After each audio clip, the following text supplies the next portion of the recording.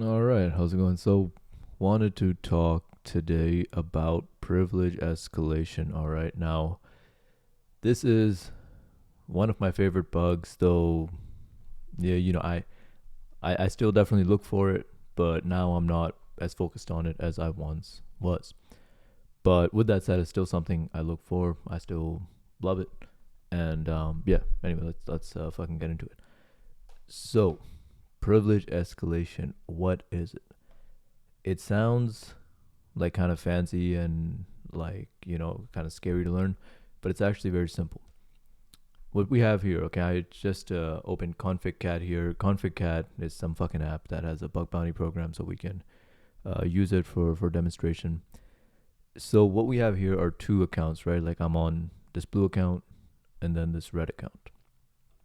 And if we go on this blue guy, we notice that when I click on this We Are Hacker One organization, let me zoom in.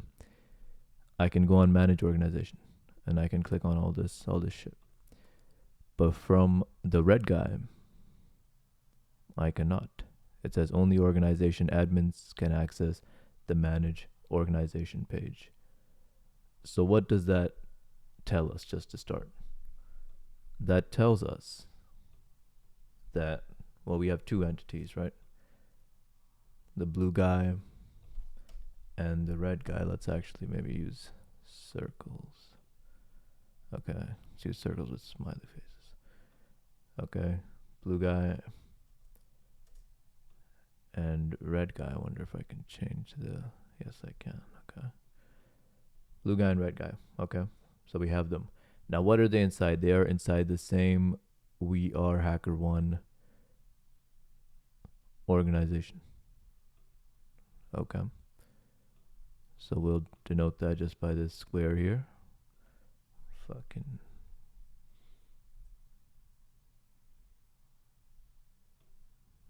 Okay, and we should definitely make it a different color. Maybe black. Alright, that's good.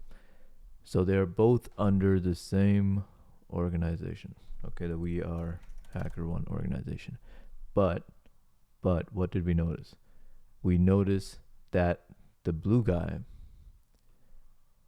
is able to access. So within this organization, there is this. Let me make this a different color even. There's this functionality called what was it called again? Manage organization, and that has some sub functionalities, but manage org we'll call it. And the blue guy, if I can get an arrow, the blue guy is able to manage the organization. The red guy is not. He's able to do other actions, which we can denote if we wanted to, but fuck that.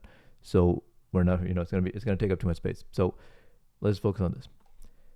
So he can manage the org. Okay.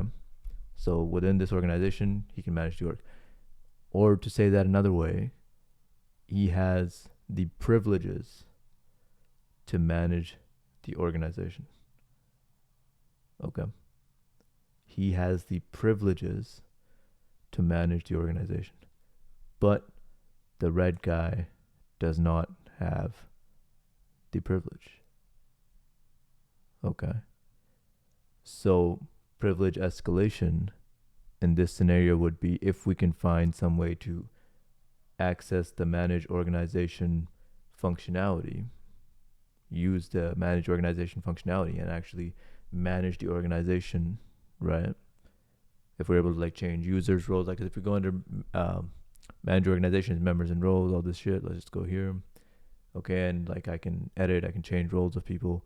So shit,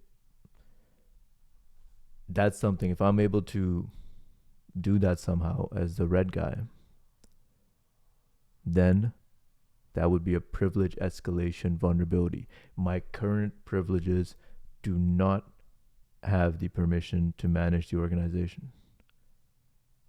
But if I am able to do it still, I have escalated my privileges, right? So my current privileges are here, they're lower, I can't manage organization stuff, but I find a way to take that action, privilege escalation. So exactly what the name sounds like. Now, this bug exists and is very common for a lot of reasons. And I'm gonna try to just touch on a few of them, but there's probably even more than what I'm gonna mention here. But one of the main reasons is that there's no real automated way to find these, to test for these. So even organizations themselves, they have no way to automatically flag these type of issues. So unless someone is going there and testing every permission, what realistically no one is, and no developer definitely is, because it takes up too much time. They got other shit to do. So the company's probably not doing it, or probably not doing it a whole lot. Again, depends on the company, right? And hunters, especially automated hunters, of course, they're not in the game for this vulnerability for the most part, because again, this is a vulnerability that's very hard to automate. So in terms of that, when we look at this vulnerability, the main thing you need is kind of human thinking and time. Okay. And exploiting this vulnerability is relatively simple. So the main barriers to entry, so to speak, are obviously you need some level of skill, and then time, and then the human thinking. Okay. So but there's other reasons. I just don't want to make this video some spiel about why privilege escalations are so common. But that's the main thing. To really, I'm gonna go into some other shit now, but let's summarize real quick, because this is just the main thing in terms of understanding what privilege escalation is. This is the main thing I want you to take away. Okay, users in any web application have certain privileges. Okay, for example, you on your Facebook account, right, or on your Instagram account, what privileges do you have? You can view your followers list, and you can even remove people from. So if you don't want someone to follow you anymore, you can remove them from your followers list. Okay, you have the privileges to manage your followers list, but you do not have the privileges to manage my followers list. Okay, privileges, another way to even say privileges is just permissions of things that you are allowed to do when you are interacting with the application. Okay, for example, let's say you have ChatGPT through work. Okay, another example. When you go to use ChatGPT, you're probably not going to be able to see the parts of the account, such as the billing information, right? Like, say, again, you have it through work, so the billing would be through your company, but only the billing department will be able to see those things. So while both of you are able to access the same software, paid for by the same company under the same kind of umbrella, you do not have the privileges necessary to view the billing information, but again, the billing department does. And privilege escalation, again, our privileges are here. We're just trying to escalate. So we're trying to, in an even simpler way, we're trying to do things we should not have the permission to do. Okay. So hopefully that makes at least some level of sense. But let's drive it home with a clear example. Okay. Now what I'm going to do is I'm actually going to go into the demo application first, and then we're going to, because I think at least it'll make more sense that way. But what I'm going to do is I'm going to go to my demo application, and I'm going to show you, this is a demo of a real privilege escalation type of vulnerability I found. Of course, I've had to change shit up, right? But the methodology and the thinking and the actions I took are, as shown. And that is how I found the bug. So let's just make sure my server is on. It is.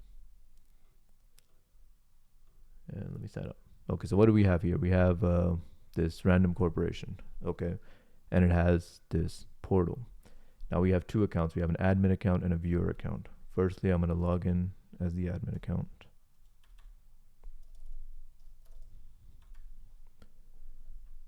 Okay. We're not even going to go to burp right now, though we will in a second. Right now we're just looking. So, okay, what do we see when we go to the admin account? We see, okay, we can see the number of employees, the departments, And we can see this confidential information related to employee salary. Okay, that's cool. Let's sign out and let's sign in as the viewer. Okay, what do we see now? We see, okay, we can see the employees, we can see the departments, we can see the active projects, but we do not have the privileges to view the salary report. Okay. Now, again, privilege escalation. It's just escalating your privileges. There are many ways to get to that point. With the technique I'm going to show you today, is just the one that I use, and it's a common one that people use. Okay. Now, again, this admin is the red guy, right? So if we just intercept for a second and we log in, okay, admin 123. Let's see what happens. Okay, we hit the login endpoint. That makes sense. Okay, it's going to the dashboard. Fucking shit. I'm gonna have to censor that out. No, just Google. Whatever. Okay.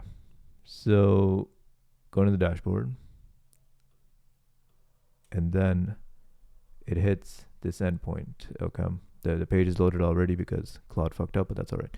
So it hits this endpoint again. This is when we logged in as the admin. Okay. This is when we logged in as the admin. And if I send this to repeater, and I'm going to stop intercepting now.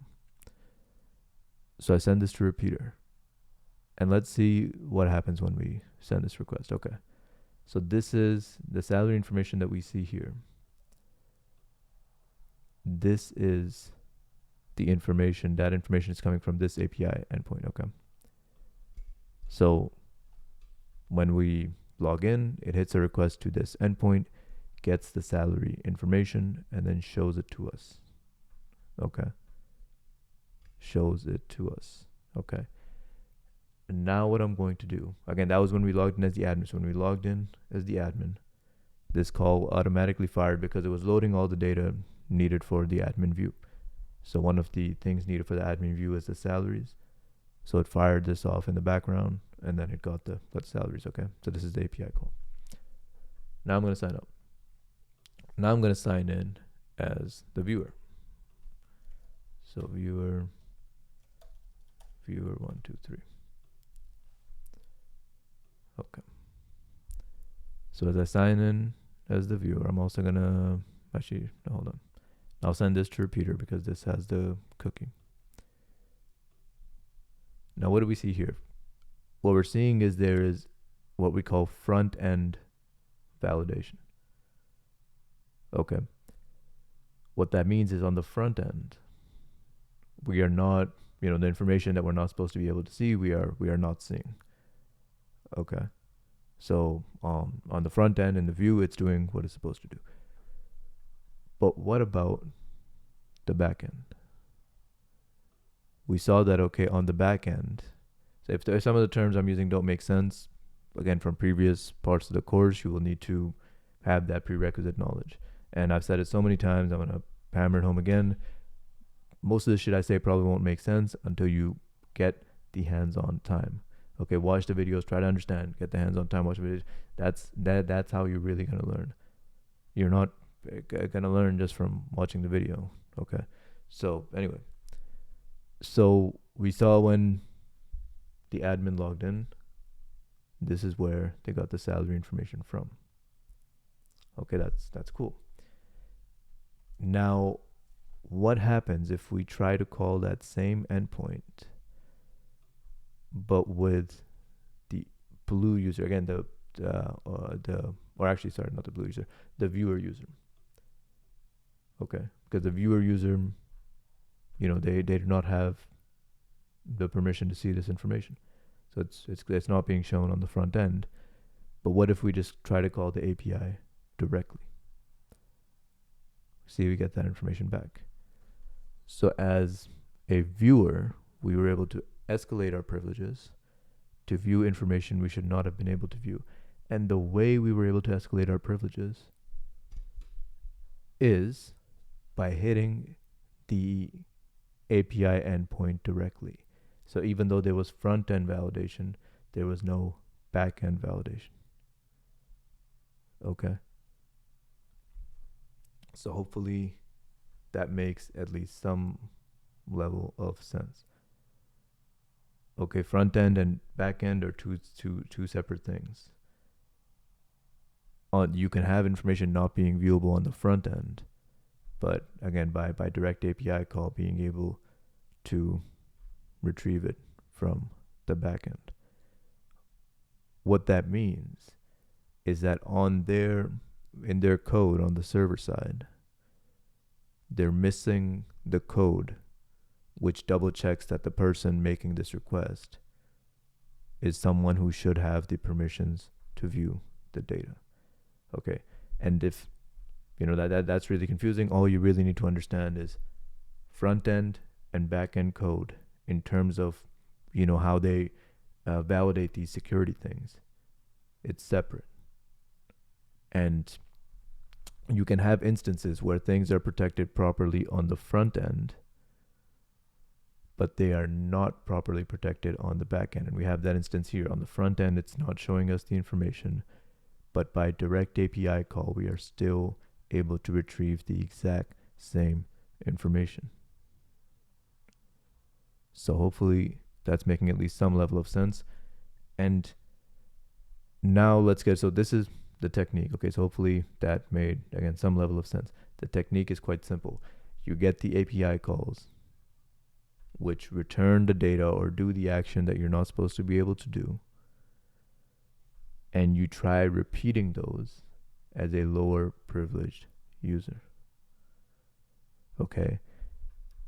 Now, especially if you've ever seen like a role-based access control type of application that has like 10 roles and 20 different options within each role that you can select, hopefully you can see how these type of misconfiguration will be very common, because this is a very hard thing to test for. You need a lot of patience.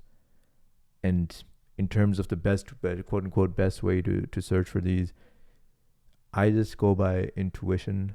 But if I was gonna like really do it the best way possible, it'd be great to create like some sort of matrix where you document that, okay, I tried this API call, and okay, this was one of the, so things like that. But this is one of those things where you'll have to find your own style. There's no right answer as to how to test for, this privilege escalation. But this is the general idea. Okay, or at least one of the techniques of the general idea is, okay, you see something is secure on the front end. Immediately, we see, okay, is it secure on the back end? And we do that by finding the API call that gets that sensitive data or does that sensitive action and trying it as a lower privilege user. So hopefully that makes at least some sense. But let's now connect the dots and see, how do we do this in the wild? Okay, you go on an application, right? Now I'm going on this config cat one. This is a real application, on the internet. Now, the way that we do it is, look, I'm proxying the traffic. When we go, again, we're on the organization admin, right? So this red guy can't access this shit. So we can't even click on it, nothing. So we just go on the blue guy. And then we went to like members and roles. We go authentication, provisioning. We do all these things. And we will see all these API calls being made. And then we could go to, for example, let's see which one got us the user info, members and roles. There we go. So this one clearly shows the user information. So we look at that. Okay, we see in the response, and then we see, okay, how are they authenticating? They're using an auth token, right? So again, one point I want to hammer home here, even something as simple as like auth tokens, sessions. Again, I didn't understand it until I did it. It sounds like, ooh, complex. It's really not. But again, you have to practice. So anyway, you see with this auth token, we get this information. So there it is. We found the API call. So that's how you find the API calls, right? We saw, again, going back to our application. Okay, we saw over here we can't even click it. Okay, so how would we even find the API call to test, right? Well, create another account as a higher privilege user. There you go. And now you scroll through this, get the API calls, test them out. Now, important thing to understand here is impact is extremely, extremely important, okay? If the application says, for example, users shouldn't be able to view settings, and you're still able to view settings, would I report it, especially when I was early on in my career? I definitely would have, right? Like by career, I mean like my quote unquote bug bounty career. Because at that time, you're like, you're looking for small wins, like it keeps you motivated. But just don't be surprised if that doesn't get accepted. Okay, so impact is extremely important. If the documentation clearly says that, hey, this is sensitive data and this user should not be able to view it, and you are able to view it, that's like, if a company says like, oh, that's not a real issue, like, fuck that program. Don't, seriously, they're not worth your time. But if it's like, okay, user can view settings, but the settings are like generic kind of, common sense stuff anyway, it's like maybe they'll want to fix it. But so impact is very, very important here, and make sure you understand completely the attack scenario that you're proposing and what the impact of it is to the company. Okay, that applies to all reports, but it especially applies to role-based access control, because you will tend to get that pushback. But anyway, now let's get into a technique. Okay, like I've already shared one technique, but we're just going to find or explore a quicker way to do the same thing. Now, if we go on burp extensions, we go to the BAP store. Where's the search?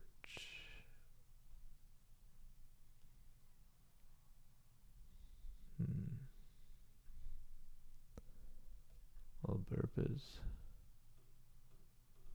not what the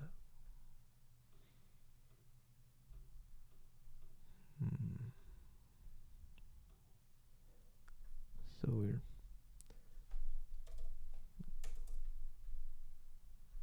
Okay, so burp does not like us today, so unfortunately I can't show you how to install this. But if you go to the burp app store, download auth analyzer, it's called. There's a lot of tutorials on it as well. You'll be able to you'll be alright. You'll be able to figure it out. Like, it's not complicated at all. So what you want to do is you want to install this auth analyzer extension. Now, this is an incredible extension. Okay, and the reason it's incredible is, let's take a step back. What were we doing here? We needed the API calls. We not only needed the API calls, but we also needed to repeat them as the lower privileged user, right? Just to be completely clear about the organization structure here, look, this guy, the red guy, he's a billing manager. You see that? This is no need +1. That's this red guy. But he's not an organization admin. Okay. So again, we want to try doing organization admin stuff as a lower privilege user, because if we're able to do that, that's a potential bug, privilege escalation bug we can get paid for. So what we do, firstly, again, we figure out, okay, how is this app doing its authentication stuff? So if I just go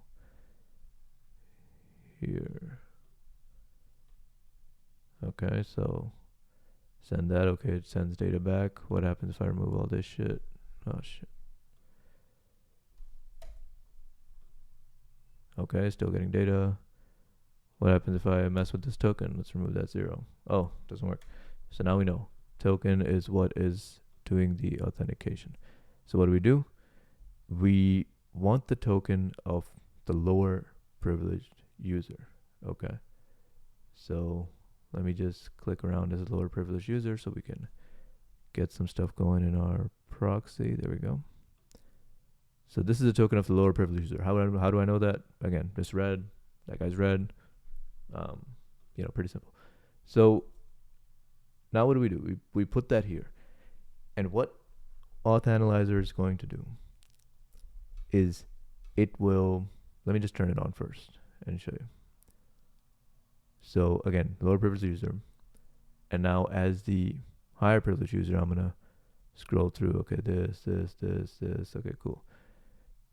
Now what it's doing is, I'm not actually going to go into any of these requests. For all I know, there's a bug here and I don't want to, So what it's doing, it's resending every single, so as we click around, there were requests that were sent in the background.